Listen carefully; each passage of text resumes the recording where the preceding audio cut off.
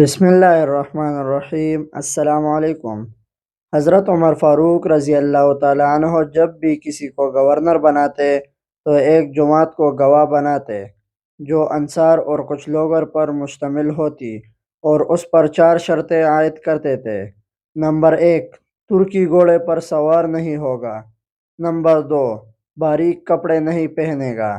Number 3، چنے ہوئے آٹے کی روٹی یعنی سفید روٹی نہیں کھائے گا۔ 4، لوگوں کے کاموں سے بچنے کے لیے اپنا دروازہ بند کر کے نہیں بیٹھے گا اور دربار مقرر نہیں کرے گا۔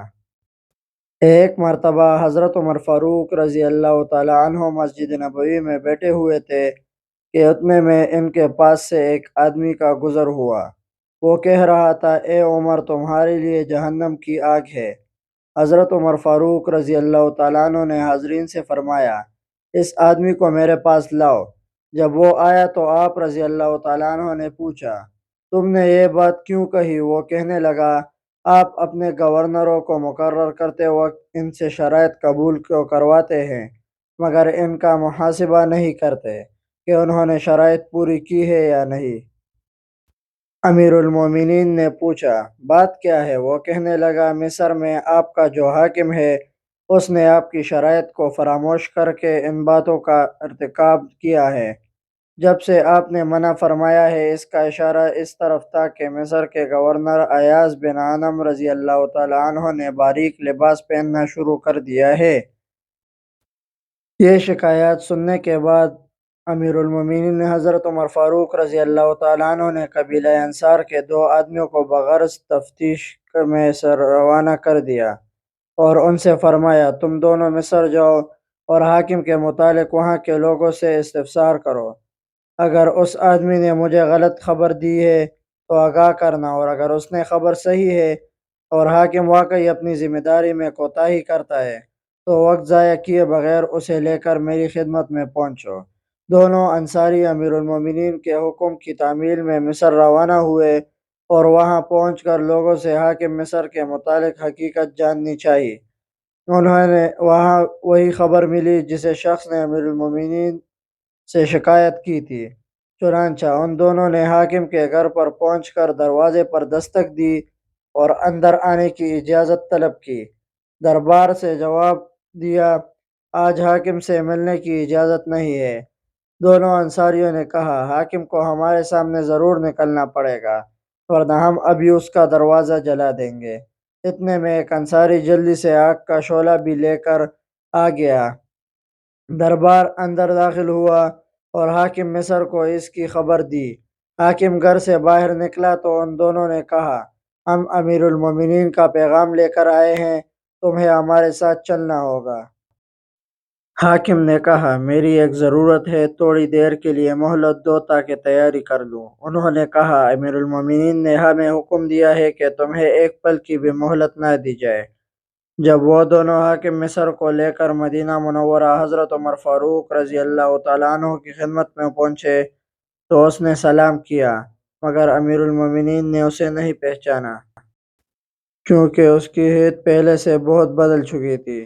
وہ مصر کا حاکم بن کر جانے سے قبل گندی رنگ کا انسان تھا، مگر جب مصر کی سربزر و شاداب اس کو راس آئی تو وہ گورا چھٹا اور باری برکم انسان بن چکا تھا۔ اس لیے امیر المومنین نے تعجب سے پوچھا، تم کون ہو؟ اس نے عرض کیا، میں ایاز بن عنم ہوں جس کو آپ نے مصر کہا کہ مقرر کیا تھا۔ امیر المومنین نے فرمایا، تیرا ناس ہو جس بات سے تجھے منع کیا گیا تھا اس کو تو نے گلے لگا لیا، مگر جس بات کا حکم دیا تھا اس کو فراموش کر بیٹھا۔ حضرت عمر فاروق رضی اللہ تعالیٰ عنہ نے ایاز بن عنم رضی اللہ تعالیٰ عنہ سے فرمایا کہ اچھا، اب تجھے لوگوں پر حکمرانی کا شوق آ گیا ہے، تم نے حکمرانی کو لذت کا ذریعہ بنا دیا ہے۔ فرمایا کہ جناب گورنر یہ کرتا اتارے اور بکری کے بالوں کا بنا ہوا جب آپ پہنے، آپ کے دمے دمے ایک نئی ڈیوٹی لگائی جاتی ہے کہ آج کے بعد آپ بیت المال کی بکریاں چرایا کریں گے۔ پھر امیر المومنین نے بکری کے بالوں سے بنا ہوا لباس، ایک لاٹھی اور ایک صدقے میں آئی ہوئی 300 بکریاں منگوائی اور فرمایا یہ لباس زید تن کرو، میں نے تمہارے باپ کو اس سے بھی طرح پہنے ہوئے دیکھا ہے۔ یہ لاٹھی اٹھاؤ جو تمہارے باپ کی لاٹھی سے کہیں بہتر ہے، اور فلاں چراگاہ میں جا کر ان بکریوں کو چراؤ۔ اس وقت سخت گرمی کا زمانہ تھا۔ امیر المومنین نے مزید فرمایا، اور تم راہ گزرنے والوں کو ان بکریوں کا دودھ پینے سے مت روکو، صرف عمر کے گھر والوں کو روکنا، کیونکہ مجھے نہیں معلوم کہ عمر کے گھر والوں نے کبھی صدقے کی بکریوں کے دودھ یا گوشت میں سے کچھ استعمال کیا ہو۔ چنانچہ 6 مہینے تک ایاز بن انم رضی اللہ تعالیٰ عنہ نے ننگے بدن پر بکری کے بالوں کا جب پہن کر بیت المال کی 300 بکریاں چرائی۔ 6 مہینے گزرنے کے بعد حضرت عمر فاروق رضی اللہ تعالیٰ عنہ نے بلا کر پوچھا کہ جناب کچھ مزاج ٹھکانے آئے ہیں؟ اس نے کہا جی ہاں۔ پھر وہ فوراً زمین پر گر گیا اور کہنے لگا، اے امیر المومنین، یہ کام مجھ سے نہیں ہو سکتا، چاہے آپ میری گردن اڑا دیں۔ امیر المومنین نے فرمایا، اگر میں نے تمہیں گزشتہ نسب پر بحال کر دیا تو پھر تم کس طرح کے آدمی ہوگے؟ وہ کہنے لگا، اللہ کی قسم، اب اس کے بعد آپ کو وہی خبر پہنچے گی جو آپ پسند کریں گے۔ پھر امیر المومنین نے ایاز بن انم رضی اللہ تعالیٰ عنہ کو ان کے سابقہ عہدے پر فائز کر دیا۔